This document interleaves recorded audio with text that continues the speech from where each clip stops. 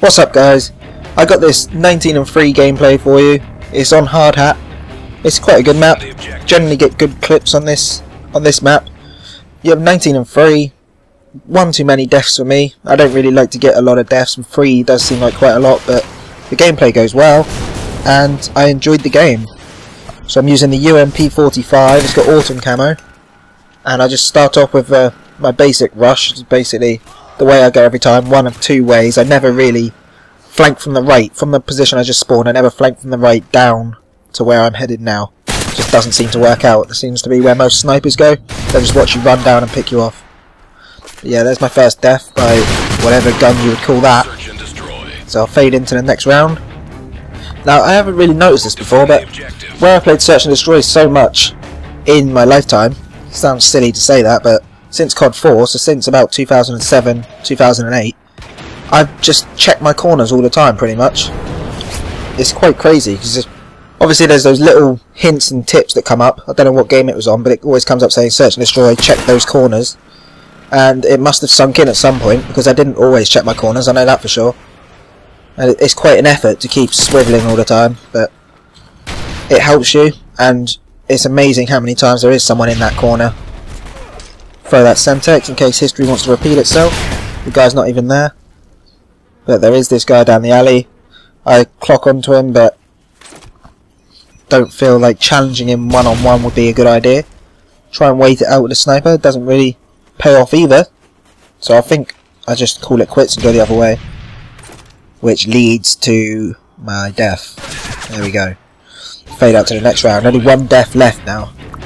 On another note, I was watching a video that was posted by an old channel that I used to be part of called Born Studios. We got that name from what school we were going to at the time.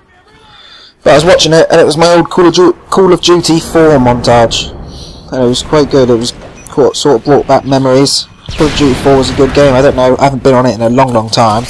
Last I saw there was loads of hacking issues and modded lobbies. You couldn't really get a proper game.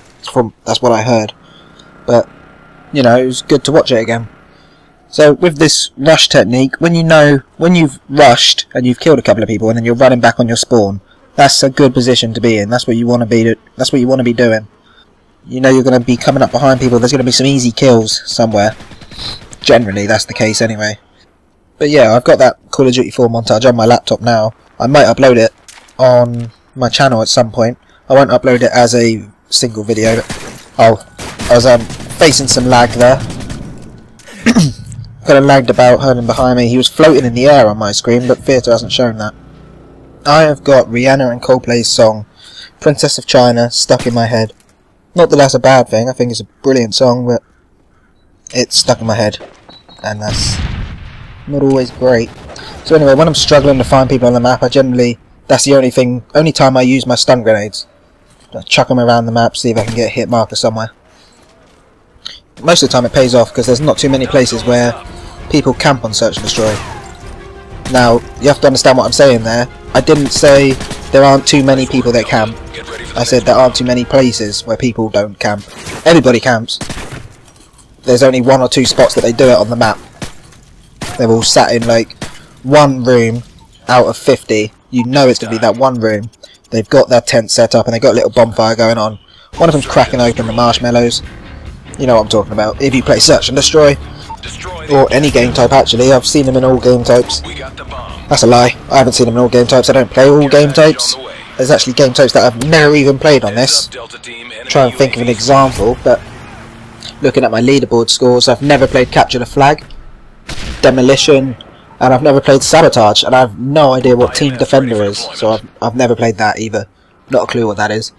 But my KD, coming onto my KD as I'm on my leaderboards, it's nothing good at all. I know my KD isn't good, but I also know people that judge people on their KDs annoy the shit out of me. You know, it's like, grow the fuck up. You get into a lobby and you go, oh, whoa, you got a 1.6 KD, you're fucking terrible. And if you have any idea what that accent was, please let me know, because I do not. But my KD isn't even 1.6, it's 1.5. But I don't play serious all the time. That's what people have to understand. Like, I don't sit here sweating out this game every day of my life. So, as well as me not playing this game every day of my life, I also play for fun sometimes. I get bored and I try and troll people. Obviously trolling doesn't always work, so I just rack up the deaths. But that doesn't get taken into account when you're in a lobby. And it's not even me that they say it to. It's like, it'll be 2 kids in there. I've told you before, I don't play with a mic when I'm by myself, so I just listen to people. And they'll be arguing with each other, saying, yeah, you've got a 2.4 KD. Get out my lobby. And I'm just like, oh god, please don't look at me. If you're saying you're bad, you've got a 2.4 KD, and then he comes onto mine, think of the shit I'm gonna get. Then I realise I don't care, and I troll him, I beat him, they can have a 4.7 KD. It doesn't matter. Chances are I'll come top. They won't say anything. I sound so big-headed, but in all honesty, I do come top a lot when I'm playing serious. I do tend to come top of my team and top of the game when the game finishes. But I do have purple patches. I do have purple patches where I play better, for instance, rather than... That will be my last death of the video. Yeah, I like if I start playing in the morning, say I don't have anything to do all day, I start playing in the morning, then I probably will be playing really bad for the first hour, 2 hours. And then I'll kind of give it a rest, go do something, get food or whatever, come back, and all of a sudden I start playing well, and that's when I start getting these clips, when I start getting people hating on me. Well, I wouldn't say it was hating on me, they kind of hate on anyone, but they'll go for the person at the top to try and make themselves feel better. They'll try and tell the person at the top that they're rubbish. Host migration. Let's fade out the host migration. Host quit.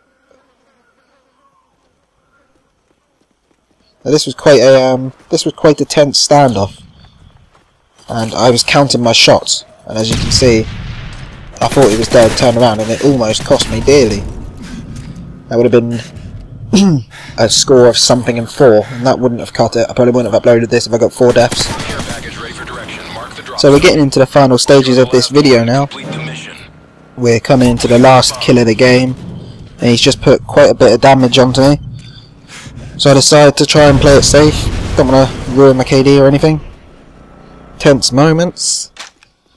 But yeah, run round and see him actually get quite lucky, I think, because he's in a position with probably a better gun for this circumstance. Somehow fluffs it.